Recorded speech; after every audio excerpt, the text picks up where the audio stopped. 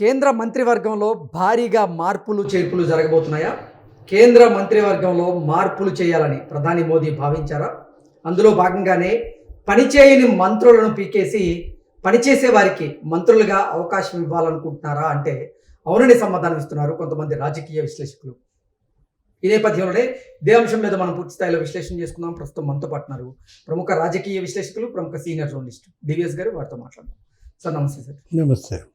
కేంద్ర మంత్రివర్గంలో భారీగా మార్పులు చేర్పులు జరగబోతున్నాయని, కేంద్ర మంత్రివర్గాన్ని మార్చాలని ప్రధాని మోదీ భావిస్తున్నారని, అందులో భాగంగానే పనిచేయని మంత్రులను పీకేసి పనిచేసే వారికి మంత్రులుగా అవకాశాలు కల్పించబోతున్నారనేటువంటి వార్త వస్తుంది. దీని మీద మీ విశ్లేషణ ఏంటి సార్? అంటే మోడీ 3.0 ఇప్పటికీ ఏర్పడి దగ్గర 14 నెలలు 15 నెలలు అవుతున్న నేపథ్యంలో ఈ క్యాబినెట్లో మంత్రుల యొక్క పనితీరు సమీక్ష, అంటే కొత్త మంత్రులని తీసుకురావడమా, ఉన్న మంత్రుల యొక్క ఆ శాఖలు మార్చడమా, అంటే సంఘ్ పరివార్ వాళ్ళ బీజేపీకి వెన్నుముక, ఆర్ఎస్ఎస్, అంటే ఈ క్యాబినెట్ పైన కనపడాల్సినంతగా ఆర్ఎస్ఎస్ ముద్ర కనపడలేదా? ఓకే. కొంతమంది మేధావులు, ఆలోచన పరులు, వివిధ రంగాల్లో నిష్ణాతులను కూడా ఈ మంత్రిమండలిలో తీసుకున్నారు. ఇప్పుడు ఈ క్యాబినెట్లో వాళ్ళని ఏమన్నా పక్కన పెడుతున్నారా? ఓకే. పక్కన పెట్టి వాళ్ళ స్థానంలో ఇవాళ ఆర్ఎస్ఎస్ మరి ప్రముఖుల్ని తీసుకురాబోతున్నారా? అసలు ఈ 2 తెలుగు రాష్ట్రాల్లో ఏ మార్పులు జరగబోతున్నాయి? ముఖ్యంగా ఇది మన వీక్షకులకు కావాల్సింది, ఇతర రాష్ట్రాల్లో ఎవరెవరికి ఏమి ఇచ్చుకున్నా ఏమైనా కానీ ఆంధ్రప్రదేశ్లో ఏమైనా మార్పులు ఉంటాయా? ఇప్పుడు ఆల్రెడీ 3 మంత్రులు, ఇది బీజేపీ నుంచి మరి భూపతిరాజు శ్రీనివాస్ వర్మ, ఆయన పనితీరు ఎలా ఉంది? లేకపోతే మరి రామ్మోహన్ నాయుడు కేంద్ర విమానయాన శాఖ మంత్రిగా, నెక్స్ట్ పెమ్మసాని చంద్రశేఖర్. ఇక్కడ తెలుగుదేశం పార్టీ విషయానికి వచ్చేసరికి వీళ్ళిద్దరి పనితీరు, వీళ్ళ యొక్క వాక్ చాతుర్యం, మరి సామర్థ్యం ప్రూవెన్, రుజువు చేసుకున్న దాంట్లో రామ్మోహన్ నాయుడు ఒకవేళ మన జరిగిన విమాన ప్రమాదాన్ని అడ్డం పెట్టుకుని ఏమన్నా పోర్ట్ఫోలియో చేంజ్ చేస్తారా? ఓకే. ఆల్రెడీ నిన్న కూడా పార్లమెంట్లో ఆయన యొక్క ఆ వాక్చాతుర్యం, మరి ప్రధాని మోడీ మెస్మరైజ్ అయ్యారు. రామ్మోహన్ నాయుడు అసలు అందరినీ అన్ని భాషల్లో ప్రతి ఆ ప్రశ్నకి అతనిచ్చే సమాధానం, ఏ భాషలో కావాలంటే ఆ భాషలో మరి వాళ్ళని మెప్పించటం, అంటే ఒక బెస్ట్ పార్లమెంటేరియన్గా, ఎర్రన్నాయుడు కొడుగ్గా అతనికి ఉన్నటువంటి ఆ వాయిస్, అది భగవంతుడు ఇచ్చినటువంటి వరం. పైపెచ్చు విద్యాధికుడు. అతని విషయంలో మరి బహుశా మార్పు చేర్పులు ఉండకపోవచ్చు. లేదు మరి పెమ్మసాని చంద్రశేఖర్, అసలు ఈ క్యాబినెట్లో ఆయన పనితీరుకి అనేక ప్రశంసలు, ఏది అసలు ప్రతి దాంట్లో కూడా, మొన్న కూడా మరి అతని ప్రోగ్రెస్ రిపోర్ట్ చూసినా కూడా అతనికి ఏమీ మార్పు చేర్పులు ఉండే అవకాశం లేదు. కాకపోతే ఉన్న వాళ్ళని కొనసాగిస్తూనే మరొకళ్ళని ఏపీ నుంచి కేంద్ర మంత్రిగా తీసుకుంటారంటున్నారు. ఏపీ నుంచి కాబోయే కొత్త కేంద్ర మంత్రి ఎవరు? పురంధరేశ్వరి గారు. ఇప్పుడు $1 మిలియన్ క్వశ్చన్. ఆమె ఏంటి? పురంధేశ్వరి గారు గతంలోనే ఆమెకు ఉన్నటువంటి అనుభవం, మన్మోహన్ క్యాబినెట్లో హెచ్ఆర్డి మినిస్టర్గా ఆమె కూడా మరి ఆమె వాక్ చాతుర్యం, ఇంగ్లీష్లో పట్టు, ఏది గతంలో మరి తను సమర్థ మంత్రిగా, కేంద్ర మంత్రిగా రుజువు చేసుకున్న దీంట్లో ఏపీ బీజేపీ అధ్యక్షురాలుగా కూడా మరి బీజేపీని ఇక్కడ ఎన్డీఏ ప్రభుత్వ ఏర్పాటులో కీలకం. జగన్మోహన్ రెడ్డి ఓటమిలో ఆమె ప్రధాన పాత్ర. మరి పురంధేశ్వరి అటు మహిళా కోటాలో ఇస్తారా? లేదు. అసలు మరి ఇంకెవరికి ఇవ్వబోతున్నారు? ఆంధ్రప్రదేశ్లో జనసేన నుంచి ఏమన్నా తీసుకునే అవకాశం ఉందా? పవన్ కళ్యాణ్ మరి అన్ని రాష్ట్రాల్లో ఆయన ఉపయోగించుకుంటున్నారు సనాతనవాదిగా. తమిళనాడు మంత్రుల పనితీరు బాలేనటువంటి లిస్టులో 2 తెలుగు రాష్ట్రాల నుంచి ఎవరెవరు ఉండేటువంటి అవకాశం ఉందంటే ఏం చెప్తారు? అంటే ఇక్కడ పనితీరు బాగోలేక తొలగింపు కాదు.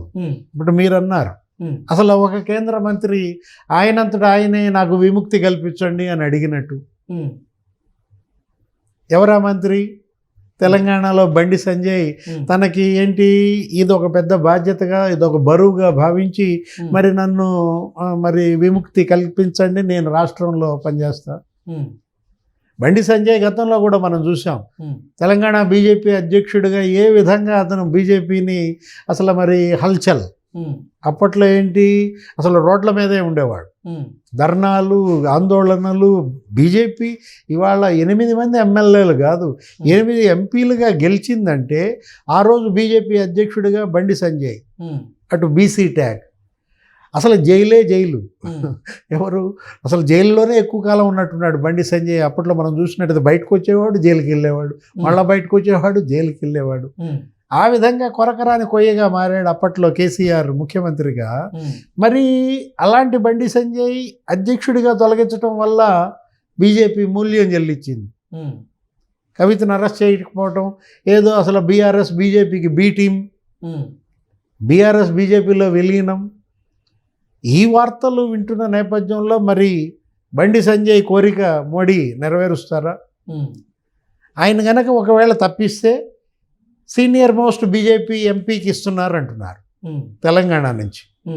ఎవరు ఆయన? ఇప్పుడు ప్రొఫెసర్ లక్ష్మణ్. ఓకే, లక్ష్మణ్ని మరి క్యాబినెట్లోకి తీసుకుంటారా? బండి సంజయ్ని కనుక తొలగిస్తే బండి సంజయ్కి ఈటెల రాజేందర్కి కొద్దిగా మరి ఆ మధ్య ఉప్పు నిప్పుగా నడిచింది. ఏదో ఒక యుద్ధం అన్నారు సోషల్ మీడియాలో కూడా. అంటే మళ్ళీ ఈటెల రాజేందర్ ఆయన పంతం నెగ్గించుకున్నాడా సంజయ్ని తీసేయడం ద్వారా? అటు తెలంగాణ బీజేపీలో లోకల్గా ఉన్న నేపథ్యంలో అసలు సంస్థాగతంగా ఎప్పుడు ఏ రాష్ట్రంలో ఇలాంటి పరిస్థితి మనం చూడలేం. ఈటెల రాజేందర్ బండి సంజయ్ మధ్య విభేదాలు తారస్థాయి అనే వార్తలు మరి అవి నిజమో అవాస్తవమో మీడియాలో మాత్రం విపరీతంగా వెళ్తున్న నేపథ్యంలో అసలు అంటుకుంటారా? ఏది ఇప్పుడు మార్పు చేయడానికి సిద్ధంగా ఉంటే మళ్ళీ షాక్లు తగులుతాయా? ఇప్పుడు కేంద్ర మంత్రివర్గంలో మార్పులు చేర్పులు కనుక జరిగితే ఎవరికి మంత్రి పదవి కోల్పోయేటువంటి అవకాశం ఉంది? ఎవరెవరికి మంత్రి పదవి దక్కేటువంటి అవకాశం ఉందంటే ఏం చెప్తారు సార్? ఇప్పుడు జైశంకర్ విదేశాంగ మంత్రి, హర్దీప్ పురి, లేకపోతే అర్జున్ రామ్ మేఘ్వాల్, లేకపోతే అశ్విని వైష్ణవ్, ఇట్లాంటి కొంతమంది ప్రముఖుల యొక్క పేర్ల విషయంలో మరి మోడీ ఆలోచిస్తున్నారు. బీజేపీ ఆలోచనలో పడింది అంటున్నారు. ఒకవైపు ఏమో అసలు పార్టీ అధ్యక్ష పదవి, ఇప్పుడు జేపీ నడ్డా, ఇప్పుడు పార్టీ అధ్యక్ష పదవి మరి శివరాజ్ సింగ్ చౌహాన్కి ఇస్తారంటున్నారు మధ్యప్రదేశ్. లేకపోతే కేంద్ర మంత్రిగా ఆయన మరి తప్పించి ఆయనకి బీజేపీ అధ్యక్ష పదవి ఇస్తారా? ధర్మేంద్ర ప్రధాన్ కావచ్చు, మనోహర్ లాల్ ఖట్టర్ కావచ్చు, ప్రహ్లాద్ జోషి, ఎవరికి ఈ నలుగురిలో మరి బీజేపీ అధ్యక్ష పదవి దక్కబోతారు? దాన్ని బట్టి ఈ మార్పులు చేర్పులు ఉండేటువంటి అవకాశం ఉందన్నమాట. ఏదైనా సరే కేంద్ర మంత్రివర్గంలో రీషఫుల్ అనగానే మరి అందరిలో కూడా ఒక ఆశ, ఏది కొత్త వాళ్ళందరూ చేరతారని. బీహార్ ఎన్నికలు ఇప్పుడు పొంచి ఉన్నాయి. ఇప్పుడు బీహార్ ఎన్నికలు రాబోతున్న నేపథ్యంలో బీహార్ పరంగా జరిగే మార్పు చేర్పులు ఎలా ఉంటాయి? ఇప్పుడు రేపొద్దున బీహార్లో ఇవాళ మరి బీజేపీ జెండా ఎగరేయాలంటే దానికి తగ్గట్టుగా క్యాబినెట్లో మార్పులు. అసలు ఉపరాష్ట్రపతి ఎన్నిక అసలు మొన్నటిదాకా అదే న్యూస్. ఎవరిని ఉపరాష్ట్రపతి చేస్తారంటే నితీష్ కుమార్ని ఉపరాష్ట్రపతి చేస్తారన్న దీంట్లో తద్వారా అక్కడ బీజేపీకి అడ్డు తొలగించుకునేటటువంటి వార్తలు కూడా వచ్చిన దీంట్లో నితీష్ కుమార్ దానికి సిద్ధంగా ఉన్నాడా ఉపరాష్ట్రపతిగా వెళ్ళడానికి? అంటే బీజేపీ ఏది చేసినా రాజకీయం, ఏది ఎన్నికల్లో గెలుపు, సంస్థాగతంగా పార్టీ బలోపేతం, మరోవైపు అసలు ప్రత్యర్థులకు అవకాశం చిక్కనీయకుండా చేయడం. ఎక్కడా కాంగ్రెస్ పార్టీ రాహుల్ గాంధీ స్పేస్ ఇవ్వడానికి సిద్ధంగా లేదు. మొన్న ఎన్నికల్లోనే బీజేపీ మోడీ కొంత దెబ్బతిన్నారు. ఏది దగ్గర మరి నీకు 30-40 సీట్లు కోల్పోయింది. ఇప్పుడేంటి ఆ కోల్పోయినటువంటి సీట్లను మళ్ళా పుంజుకోవాలి. గతంలో లాగా మళ్ళా బీజేపీ ఈ భాగస్వామ్య పక్షాలపైన ఆధారపడి ప్రభుత్వం ఏర్పాటు చేసేలా కాకుండా 4.0 మోడీ 4.0 ఏర్పడితే, లేకపోతే మోడీ తీసేయి ఆయన రిటైర్ అయ్యారనుకో, బీజేపీ 4.0 అనుకో, అది జరగాలంటే దానికి ఇప్పటి నుంచే ఇవాళ రంగం సిద్ధం చేస్తోందా బీజేపీ? దాన్ని బట్టి ఈ మార్పులు చేర్పులు ఉండే అవకాశం. అంటే ఉపరాష్ట్రపతిగా నితిన్ గడ్కరీని కానీ రాజ్నాథ్ సింగ్ని కానీ చేయాలనుకుంటున్నారని.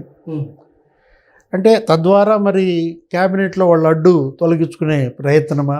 కొంచెం గడ్కరీ ఈ మధ్య కొంత ఇబ్బందికరంగా మారుతున్నటువంటి పరిస్థితుల్లో గడ్కరీని అసలు ఉపరాష్ట్రపతిగా చేస్తారా? లేకపోతే ఇప్పుడు ఏపీ నుంచి మరి ఒక సహాయ మంత్రి పదవి తెలుగుదేశంకి ఇస్తారంటున్నారు. టీడీపీకి మరో సహాయ మంత్రి పదవి ఇవ్వడం ద్వారా, ఎందుకంటే మరి బలమైన మరి భాగస్వామ్య పక్షంగా ఎవరికి ఇస్తారు? తెలుగుదేశం నుంచి మరి ఆల్రెడీ గుంటూరు నుంచి మరి ఆ సామాజిక వర్గం ఏంటది పెంబసాని చంద్రశేఖర్ ఉన్న దాంట్లో, అదే గుంటూరు జిల్లా నుంచి మరి అదే సామాజిక వర్గానికి చెందిన కృష్ణదేవరాయలకి ఇచ్చే అవకాశం ఉందా? ఇప్పుడు కృష్ణదేవరాయలకి ఎంపీ పదవి దక్కుతుందా? ఎందుకంటే ఇప్పుడు తెలుగుదేశం లోక్సభ పక్ష నేతగా అతనున్న నేపథ్యంలో లేదు, ఒక బీసీ ఉన్నారు, ఒక ఓసీ ఉన్న నేపథ్యంలో తెలుగుదేశం నుంచి మరి మరొక సామాజిక వర్గానికి ఆ పోస్టు ఇస్తారా? అట్లా ఇచ్చేటట్టయితే ఎవరికి ఇచ్చే అవకాశం ఉంది? అదే సామాజిక వర్గానికి చెందినటువంటి మరి శ్రీభరత్ ఎంవివిఎస్ మూర్తి గారి మనవడు, మరి భరత్కి ఏమన్నా కేంద్ర మంత్రి పదవి దక్కే అవకాశం ఉందా? గీతం యూనివర్సిటీల మరి దాని తరఫున లేదు. వేరే సామాజిక వర్గానికి కనుక వెళ్ళినట్లయితే మరి మాగుంట శ్రీనివాసులు ఏదది సీనియర్ మోస్ట్ పార్లమెంటేరియన్, అది మామూలుగానే అది ప్రకాశం నెల్లూరు జిల్లాల్లో ఒక రాజకీయ కుటుంబం, అసలు మొత్తం 2 జిల్లాల పైన గట్టి పట్టున్న, ఏది వాళ్ళ అన్న మాగుంట సుబ్బరామరెడ్డి కానీ వాళ్ళ వదిన మరి పార్వతమ్మ కానీ, అలాంటిది కొద్దిగా ఆయన పైన ఆ మధ్య ఢిల్లీ లిక్కర్ స్కామ్ ఏదో పడింది. ఒకవేళ అందువల్ల ఆయన కనుక పక్కన పెట్టినట్టయితే మరి వేమిరెడ్డి ప్రభాకర్ రెడ్డికి ఏమైనా ఇస్తారో? నెల్లూరు జిల్లాలో మరి అతను కూడా మరి ఆ విపిఆర్ ఆ ట్రస్ట్ ద్వారా సేవలు అందిస్తున్న నేపథ్యంలో రాజ్యసభ పనిచేశారు గతంలో, ఆ అనుభవం. మరి ఆ సామాజిక వర్గానికి ఏమైనా టీడీపీ నుంచి సహాయ మంత్రి పదవి వస్తుందా? Okay sir, thank you so much.